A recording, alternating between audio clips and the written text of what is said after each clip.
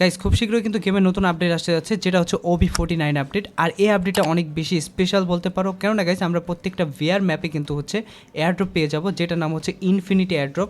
আর এটা কিন্তু হচ্ছে ফ্রি ফায়ারের 8 অ্যানিভার্সারি উপলক্ষেই কিন্তু এই এয়ারড্রপটা থাকবে নির্দিষ্ট সময়সীমার মধ্যেই। আর হচ্ছে এই এয়ারড্রপটা কিন্তু হচ্ছে আমরা আনলিমিটেড লুট করতে পারবো। ইভেন এই এয়ারড্রপের আশেপাশে যতক্ষণ থাকবো এটা কিন্তু চার্জ হতে থাকবে আর লুট দিতে থাকবে। আর এখানে আপনারা একটা জিনিস খেয়াল করলে দেখতে পারবেন, এখানে কিন্তু হচ্ছে সার্কেলের মতো দেওয়া আছে। আর কিন্তু একটু পরে আমরা হচ্ছে মাইন পাবো, যেটা হচ্ছে ল্যান্ড মাইন।